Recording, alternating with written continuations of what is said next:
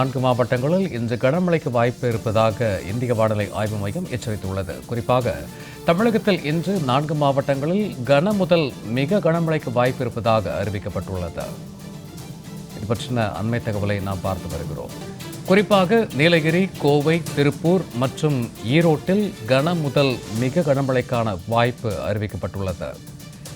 ஏற்கனவே தமிழகத்தில் 12 மாவட்டங்களுக்கு கனமழைக்கான மஞ்சள் எச்சரிக்கை விடுக்கப்பட்டிருக்கும் நிலையில் தற்போது நீலகிரி, கோவை, திருப்பூர் மற்றும் ஈரோட்டில் கன முதல் மிக கனமழைக்கான வாய்ப்பு இருப்பதாக இந்திய வானிலை ஆய்வு மையம் தெரிவித்துள்ளது. தொடர்ந்து திண்டுக்கல், தேனி, சேலம், தர்மபுரி, கிருஷ்ணகிரி, திருப்பத்தூர் உள்ளிட்ட 11 மாவட்டங்களில் கனமழைக்கு வாய்ப்பு இருப்பதாக வானிலை ஆய்வு மையம் எச்சரிக்கை விடுத்துள்ளது. இது குறித்தான கூடுதல் தரவுகளோடு இணைகிறார் எமது செய்தியாளர் லாவண்யா. வணக்கம் லாவண்யா.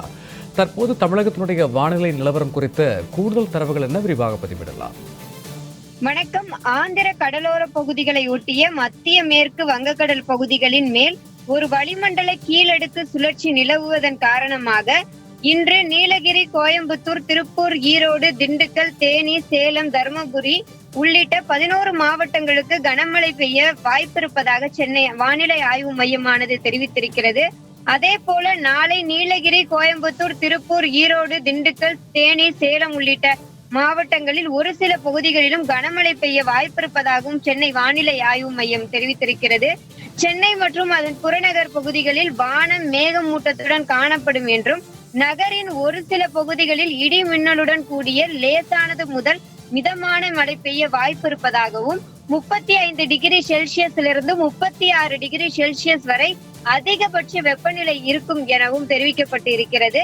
மேலும் மன்னார் வளைகுடா, தென் தமிழக கடலோர பகுதிகள் மற்றும் வட தமிழக கடலோர பகுதிகளுக்கு அப்பால் சூறாவளி காற்று 35 கிலோமீட்டர் வேகத்திலிருந்து 45 கிலோமீட்டர் வேகத்தில் இடையிடையே வீசும் என்றும், இது போன்ற சூழலில் மீனவர்கள் கடலுக்கு செல்வதை தவிர்க்கலாம் எனவும் சென்னை வானிலை ஆய்வு மையம் தெரிவித்திருக்கிறது. வானிலை குறித்தான அண்மை தகவல்களுக்கு நன்றி.